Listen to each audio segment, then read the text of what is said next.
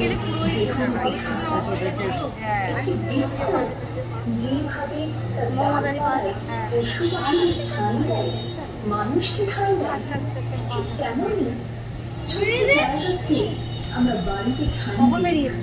এই মাত্র আস্তিক মানুষ ঈশ্বরকে মানে, তাও আবার যেতাম না। কিন্তু একটা নাস্তিক মানুষ যখন কিছুকে যত্ন করে তার মনের মধ্যে ঠাঁই দেন, তার সাথে তিনি তার নিজের অজান্তে এক নিবিড় সম্পর্ক গড়ে তোলেন।